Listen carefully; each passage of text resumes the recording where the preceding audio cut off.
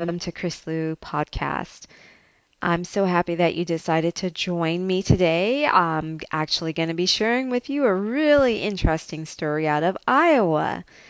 Munoz versus Adventures Lands of America Incorporated. This story is about we accept your resignation. Your last day is today instead of the notice period that you provided. Well, it's not really only about that, but it's about the mistake that this employer made by making that statement. The goal for Alisha Munoz was to actually end her day the next day.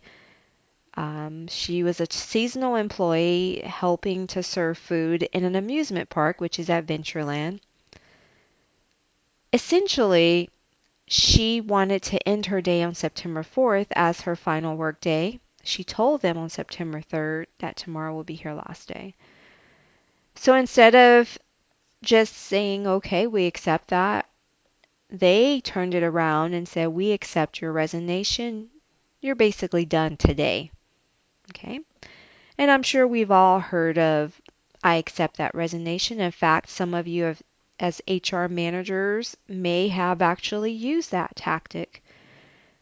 When you use that tactic, you want to make sure the strategy makes sense. What is the purpose of not allowing that individual to work the period that is either customary or is that the best period they're able to give under their circumstances?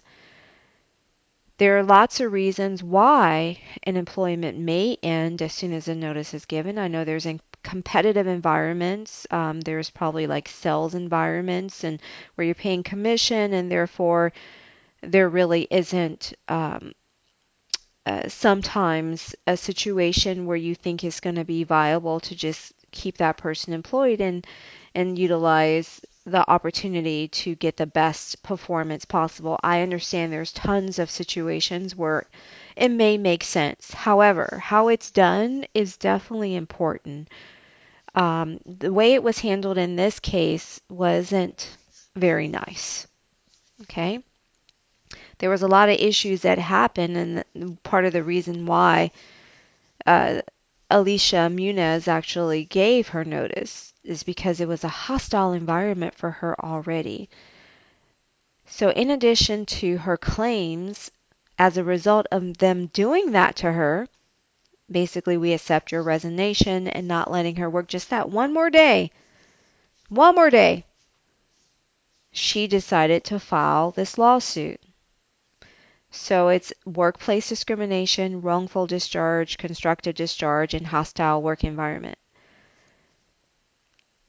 There could have been a situation here if the manager did not say, we accept your resignation and allowed her to work like she wanted to, perhaps, and we don't know because that information wasn't shared, but perhaps this wouldn't have ended up in a court case. Maybe it was a situation where she just felt like it was just her time to go and maybe she would have come back, in the future. But when you turn it around and try and make it seem like you're terminating them, that's what gets the blood boiling for employees. And that just gives them a reason to find something wrong and try and sue, okay, or file a complaint. So just tread the water very carefully when you do things like that. So one of the things I want to point out about this county in Iowa is Polk County.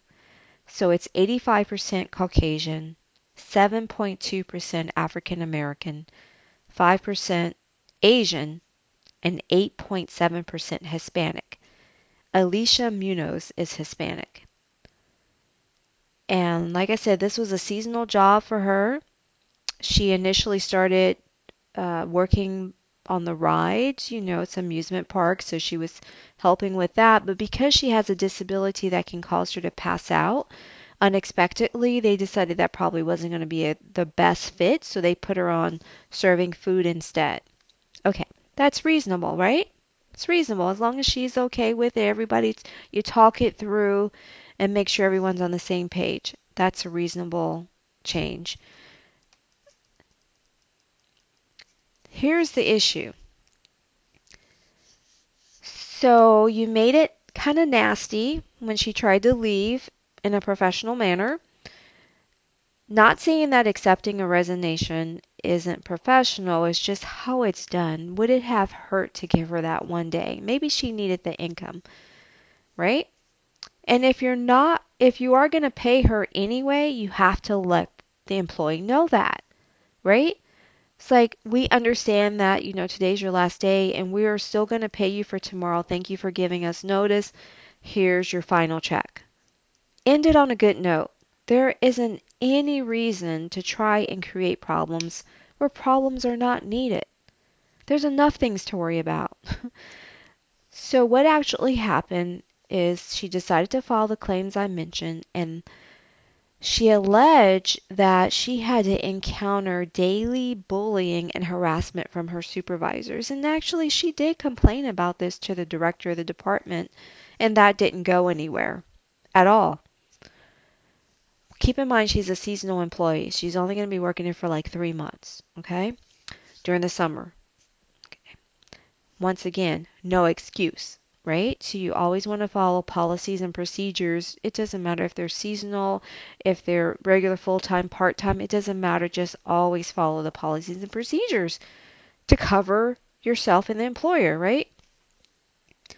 What happened in this situation is she had a bunch of stuff that was bothering her, and that was one of the reasons why she was leaving.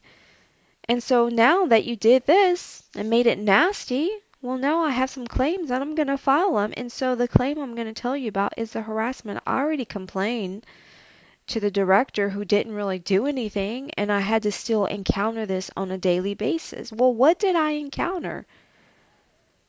Supervisors being so nasty. Well, what did they say? One supervisor said, "Why the hell are you even working with the restrictions you have?"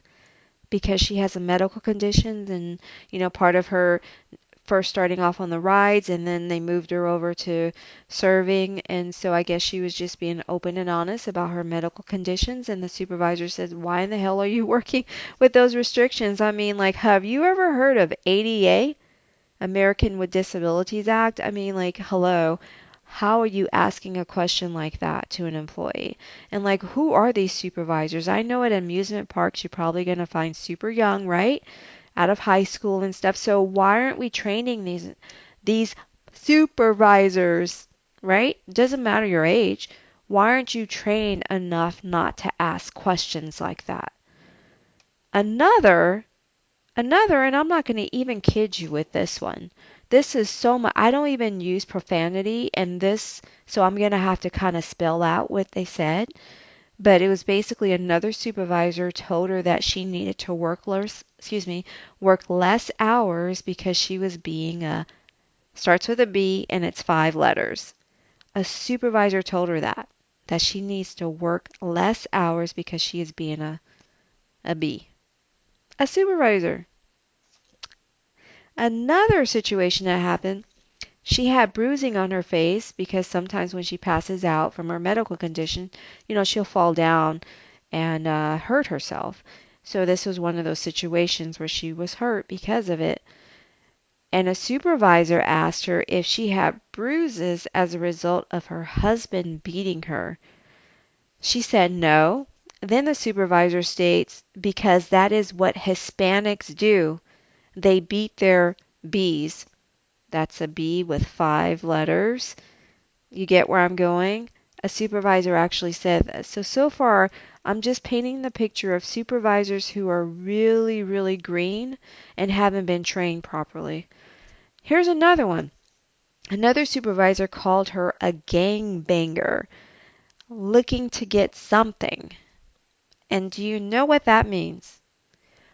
I will not get descriptive with this, but it's not a good thing to call someone a gangbanger and ask them if they're looking to get something. And that wasn't the end of it. Also accused her of faking her illness and being on so many drugs that she couldn't even pass a drug test. Supervisor. They also made fun of her on a daily basis of how frequent she uses the bathroom. Could be the medication, but you don't make fun of how often someone uses the bathroom. It's just, especially as a supervisor, what are you doing? They also told her regularly that it would be easy to get her fired. Another supervisor called her worthless on multiple different occasions and advised that she should give up on ever being promoted. Once again, she reported all these incidents to the director, who did nothing and actually participating in the acts of treating her in a bad manner by calling her Alisha the Bruised in a group email. So the director actually wrote an email that they were sharing within a group and called her Alisha the Bruised. Do you understand why she won her hostile environment work claim? As you listen to this, I want you to think about, what do you need to do to make sure nothing of this magnitude ever happens in your workplace? This is Kris Liu saying it takes 5 minutes to send HR an email and stay out of HR jail.